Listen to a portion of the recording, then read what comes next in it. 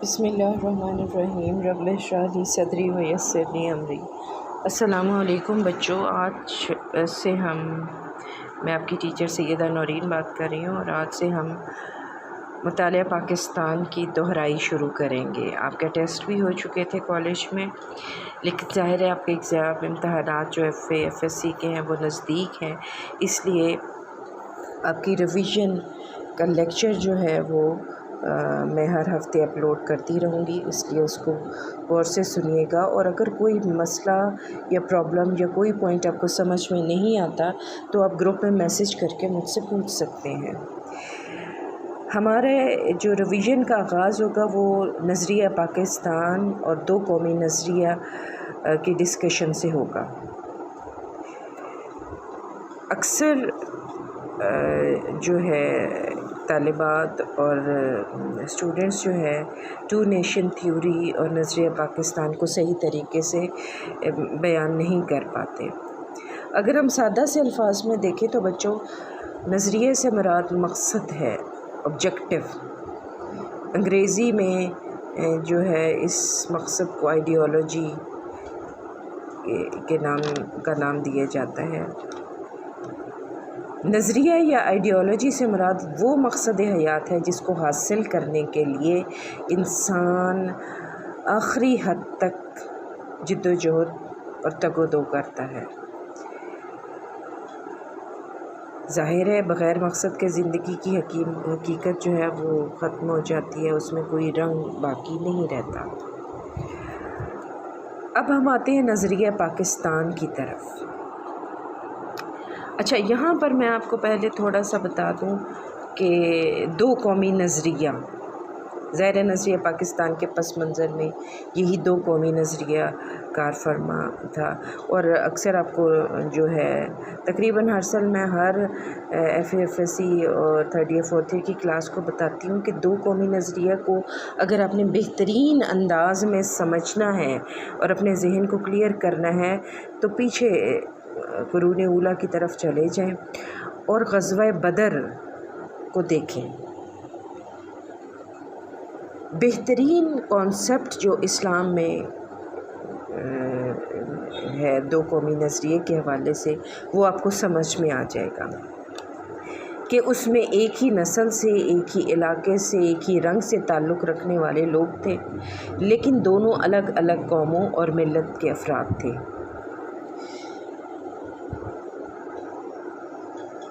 باپ بیٹے کے مقابل تھا کیونکہ نظریہ، بھائی بھائی کے مقابل، چچا بھتیجے کے مقابل، اور یہ ایک نظریہ کی جنگ تھی جس میں حق کو بہرحال غالب ہونا تھا۔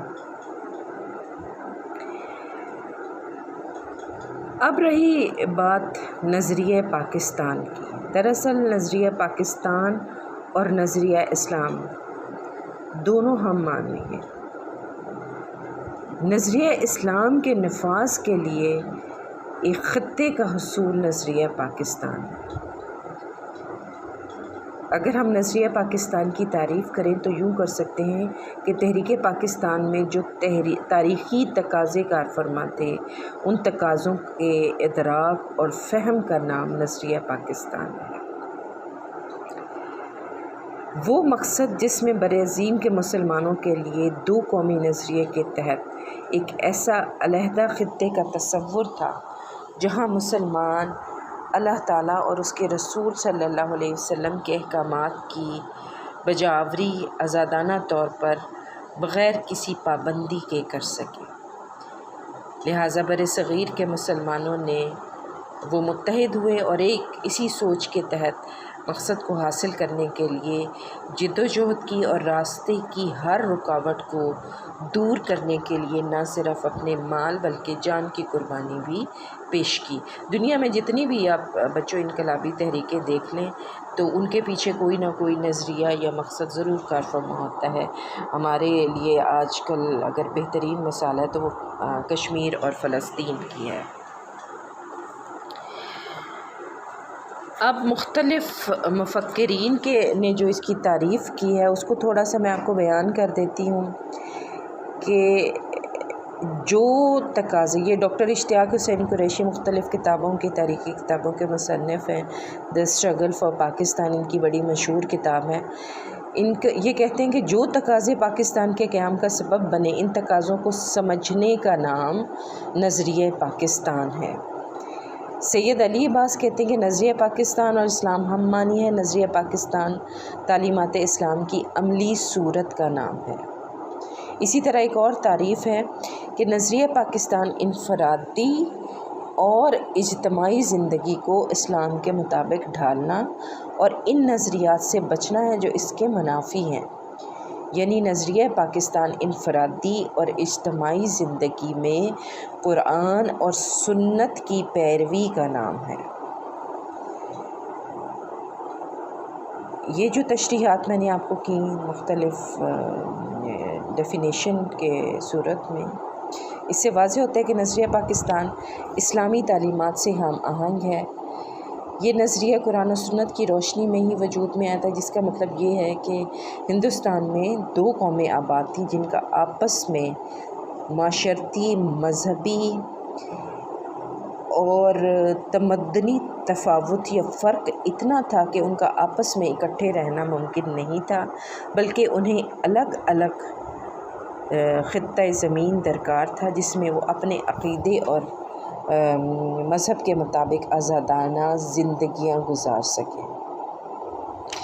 اب ہم دیکھتے ہیں کہ قائد اور علامہ اقبال نے مختلف اپنے ارشادات میں کس طریقے سے اس نظریے کو واضح کیا ہے. قائد اعظم محمد علی جناح نے مختلف موقعوں پر اس حوالے سے تقاریر کی ہے. ایک تو بڑا مشہور ہے کہ پاکستان اسی دن وجود میں آ گیا تھا جس دن ہندوستان میں پہلا شخص مسلمان ہوا. اسی طرح 23 مارچ 1940 کو، جب آپ کو پتہ ہے یہ سال قرارداد پاکستان کی منظوری کا سال ہے، تو انہوں نے فرمایا اسلام اور ہندو دھرم محض مذاہب نہیں بلکہ در حقیقت 2 مختلف معاشرتی نظام ہیں. چنانچہ اس خواہش کو خواب و خیال ہی کہنا چاہیے کہ ہندو اور مسلمان مل کر ایک مشترکہ قومیت کی تخلیق کر سکیں گے.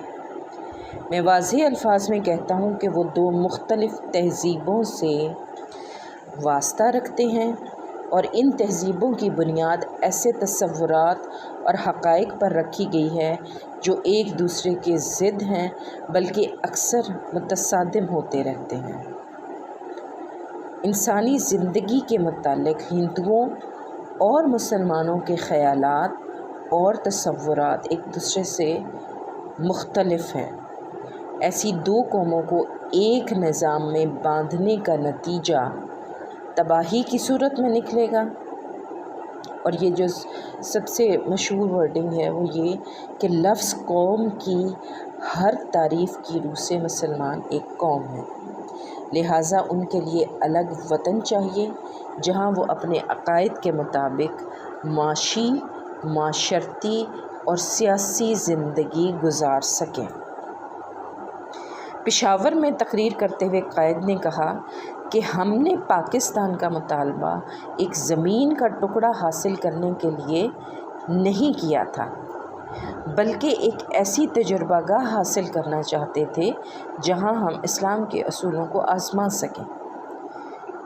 اسی طرح ایک موقع پر مسلم لیگ کا اجلاس جو کراچی میں منعقد ہوا 1943 میں، آپ کا بڑا مشہور خطبہ ہے جس میں آپ نے کہا کہ وہ کون سا رشتہ ہے جس سے منسلک ہونے سے تمام مسلمان جسد واحد کی طرح سے ہے. وہ کون سی چٹان ہے جس پر اس ملت کی عمارت استوار ہے. وہ کون سا لنگر ہے جس سے اس امت کی کشتی محفوظ کر دی گئی. وہ رشتہ، وہ چٹان، وہ لنگر خدا کی کتاب قرآن مجید ہے. مجھے یقین ہے کہ جوں ہم آگے بڑھتے جائیں گے ہمیں زیادہ اتحاد پیدا ہوتا جائے گا. علی گڑھ میں مارچ 1944 میں تقریر کرتے ہوئے انہوں نے کہا، آپ نے غور فرمایا کہ پاکستان کے مطالبے کا محرک اور مسلمانوں کے لیے جداگانہ مملکت کی وجہ کیا تھی؟ تقسیم ہند کی ضرورت کیوں پیش آئی؟ اس کی وجہ ہندو کی تنگ نظری ہے، نہ انگریز کی چال. یہ اسلام کا بنیادی مطالبہ ہے. जनवरी 1948 में उन्होंने कराची में तकरीर करते हुए कहा, इस्लाम महज चंद रसूमात और रवायात का मजमुआ नहीं बल्कि हर मुसलमान के लिए एक मुकम्मल ज़ाब्ता-ए हयात है। इस्लाम सियासी और माशी दोनों शोबों में हमारी रहनुमाई करने की सलाहियत रखता है। इसके असूलों की बुनियाद एहतराम इंसानियत, आज़ादी और इंसाफ पर मबनी है। जो लोग इस मुल्क में प्रोपेगेंडा कर रहे हैं कि पाकिस्तान का दस्तूर शरीयत इस्लामिया के मुताबिक नहीं होगा, उन्हें जान लेना चाहिए कि शरई कवानीन आज भी इसी तरह काबिल अमल हैं जिस तरह से 1300 बरस पहले थे। फिर हुकूमत पाकिस्तान के अफसरान से 47 में उन्होंने ख़िताब करते हुए कहा, हमारा नस्बुल ऐन ये था कि हम ऐसी ममलिकत की तख्लीक करें जहां हम आज़ाद इंसानों की तरह रह सकें, जो हमारी तहज़ीब और तमद्दुन की रोशनी में फले फूले और जहां माशरती इंसाफ के इस्लामी तसव्वुर को पूरी तरह पनपने का मौका मिले। तालिब इल्मों से ख़िताब करते हुए मार्च 1944 में कहा, इस्लाम हमारा रहनुमा है, हमारी ज़िंदगी का मुकम्मल ज़ाब्ता-ए हयात है। हमें किसी सुर्ख या पीले की ज़रूरत नहीं, ना हमें सोशलिज़म, कम्युनिज़म, नेशनलिज़म या किसी दूसरे इज़्म की ज़रूरत है। 21 मार्च 48 को ढाका में कहा, मैं चाहता हूँ कि आप बंगाली, सिंधी, बलोची, पठान वगैरह की इस्तिलाहों में बात ना करें। क्या आप वो सबक भूल गए जो 1300 साल पहले आपको सिखाया गया था?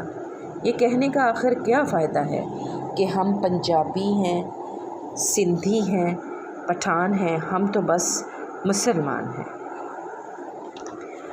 अब बच्चों हम देखते हैं कि अल्लामा इकबाल ने नज़रिया पाकिस्तान या दो कौमी नज़रिए के हवाले से किन ख़यालात का इजहार किया है। और जैसा कि आपको पता है कि इकबाल को मुसव्विर पाकिस्तान कहा जाता है और उन्होंने 1930 के इलाहाबाद के मुस्लिम लीग के जलसे में जो सदारती खुतबा दिया उसमें अलहदा वतन के क़याम का मुतालबा किया। और आपने बहुत मौसर अंदाज में इस्लाम की हक़ानियत, दो कौमी नज़रिए और मुसलमानों के लिए अलग वतन जैसे जो मामलात थे उस वक़्त के क्रिटिकल, उस पर अपने सदारती खुतबे में मुद्दल्ल और मौसर अंदाज में रोशनी डाली। और ये खुतबा उनका हमारी जो पाकिस्तान मूवमेंट है उसमें एक संग मील की हैसियत रखता है। जो उनके अफ़कार नज़रिया पाकिस्तान के हवाले से सामने आते हैं, अगर हम उसको पॉइंट में तकसीम करें तो वो ये होंगे, नंबर 1 नज़रिया कौमियत, इस्लाम मुकम्मल ज़ाब्ता हयात, इस्लाम में दीन और दुनिया की तफरीक नहीं। फिर इत्तेहाद आलम इस्लामी, मुत्तहिदा कौमियत की तरदीद और मुस्लिम रियासत के क़याम का मुतालबा, इस्लाम एक ज़िंदा कौम, इस्लाम वसीला ज़फ़र, कुरानी तालीमात अब्दी हैं, इस्लामी नज़रिया हयात और अलहदा रियासत की ज़रूरत। इकबाल ने खुतबा इलाहाबाद में कहा कि जिस शख्स को आपने ऑल इंडिया मुस्लिम लीग की सदारत का शर्फ बख्शा वो अब भी इस्लाम को एक ज़िंदा क़ुव्वत समझता है और यही क़ुव्वत रंगो खून और ज़बानों वतन के बुतों को पाश पाश कर सकती है। इस्लाम फ़र्द और रियासत दोनों के लिए अहम किरदार अदा करता है।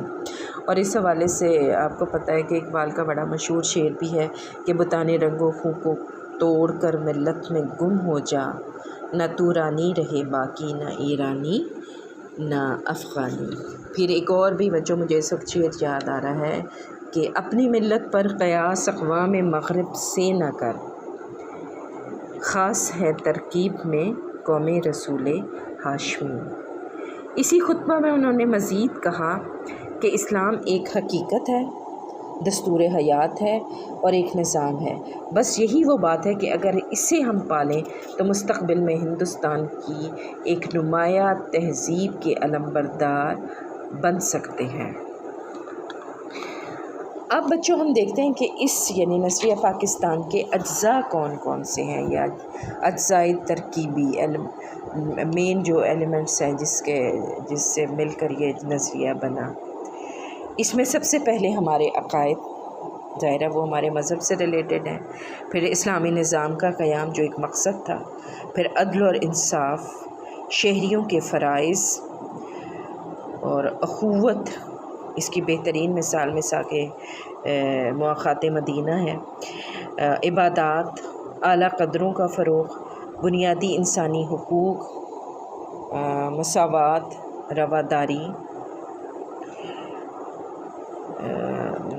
آپ کو پتہ ہے کہ ہمارا مذہب اسلام ایک مکمل ضابطۂ حیات ہے، اور یہ تمام انسانی زندگی کے پہلوؤں کا احاطہ کرتا ہے۔ اس میں عقائد، عبادات، اخلاقیات، معیشت، معاشرت، سیاست سب شامل ہیں۔ ہمارا مذہب جو ہے وہ ہر دور کے تقاضوں سے ہم آہنگ ہے۔ ہمارا وطن جن اغراض و مقاصد سے قائم ہوا تھا اسے نظریہ پاکستان کہتے ہیں۔ اور اب یہ جو اجزائے ترکیبی ہیں نظریہ پاکستان کے حوالے سے، یا دوسرے الفاظ میں اگر آپ اس کو آسان زبان میں سمجھنا چاہو تو بنیادی خصوصیات، اس میں جیسے میں نے آپ کو پہلا پوائنٹ بتایا عقائد، ظاہر ہے ہمارا جو عقیدہ ہے وہ وحدانیت کا ہے، توحید کا ہے۔ سورہ اخلاص جو ہے اس کی بہترین مظہر ہے کہ صرف اللہ ہی کی ذات اقتدار اعلیٰ کی مالک ہے، اور اللہ کے احکام پر عمل پیرا ہونا ہر مسلمان پر لازم ہے۔ اسلام کا بنیادی جو ٹیکسچر ہے وہ یہی ہے کہ submission of your will towards Allah سبحانہ و تعالیٰ۔ انسان کو حقوق حاصل ہیں لیکن ان حدود کے اندر رہتے ہوئے جو اللہ کی مقرر کرتا ہے۔ پھر عبادات جس میں نماز، روزہ، حج، زکوٰۃ یہ سب آ جاتے ہیں۔ اچھا بچوں، یہ جو جتنے بھی ہماری عبادات ہیں ان میں سوائے نماز اور جو ہے اس کے روزہ کے، باقی جتنی بھی عبادات ہیں وہ حقوق العباد سے ریلیٹڈ ہیں۔ اور یہ حقوق العباد ایسی چیز ہے کہ اللہ سبحانہ و تعالیٰ نے فرمایا کہ حقوق اللہ تو میرا معاملہ ہے، لیکن حقوق العباد کی ادائیگی اتنی ضروری ہے کہ اگر آپ کو اس کی ادائیگی کے حوالے سے آپ سے کوئی کوتاہی ہوتی ہے تو جب تک وہ متعلقہ عبد یا بندہ یا شخص معاف نہیں کرتا اس وقت تک اللہ سبحانہ و تعالیٰ بھی معاف نہیں کرے گا۔ پھر اسلامی نظام کا قیام، اسلامی ریاست کا سربراہ ڈیفینیٹلی اللہ کے احکام اور رسول اللہ صلی اللہ علیہ وسلم کی سنت کے مطابق قانون سازی کرے گا۔ طاقت کا اصل سرچشمہ صرف اللہ کی ذات کو سمجھتا ہے۔ پھر اعلیٰ قدروں کا فروغ، اسلامی معاشرے میں کسی فرد کی عزت اور وقار کا دار و مدار اخلاق حسنہ پر ہے، جیسا کہ رسول اللہ صلی اللہ علیہ وسلم کا ارشاد ہے کہ تم میں بہترین وہ ہے جس کے اخلاق اچھے ہیں۔ پھر عدل اور انصاف، ہر فرد کو بلا امتیاز صنف، رنگ، نسل، مذہب، طبقہ انصاف اور عدل کی فراہمی یہ اسلامی ریاست کی خصوصیت ہے۔ پھر بنیادی انسانی حقوق کی فراہمی، اسلامی ریاست کے جو ہے وہ فرد کے پیدائشی حق کو تسلیم کرتی ہے۔ خوراک، تعلیم، رہائش، علاج، معالجہ ہر فرد کا بنیادی حق ہے۔ ہر شخص کو اپنے رائے دینے کا، اپنی ذات کی تکمیل، علم کے حصول اور رزق کی فراہمی کے یکساں مواقع کا حصول، اس سب کے حقوق کا حصول اس کے لیے یقینی ہے۔ پھر مساوات، یعنی کسی قسم کا نسلی اور رنگ کا امتیاز نہیں، جیسا کہ حجۃ الوداع کے موقع پر رسول اللہ صلی اللہ علیہ وسلم نے فرمایا کہ کسی عربی کو اعجمی پر اور کسی اعجمی کو عربی پر، گورے کو کالے پر اور کالے کو گورے پر کوئی فوقیت حاصل نہیں سوائے تقویٰ کے، متقی شخص کے۔ اخوت، ملت اسلامیہ کی بنیاد مشترک وطن، مشترک نسل اور مشترک زبان نہیں بلکہ مشترک دین ہے، جیسا کہ کہا رسول اللہ نے کہ تم جسد واحد کی طرح سے ہو۔ دینی رشتے کے مقابلے میں وطن، نسل، زبان اور دیگر تمام رشتے بے معنی ہیں۔ اخوت کے معنی بھائی چارے کے ہیں، اور اس اخوت کی بہترین مثال آپ کو مواقعات مدینہ میں ملتی ہے۔ پھر رواداری ہمارے اسلامی معاشرے کا نمایاں وصف اور خوبی ہے۔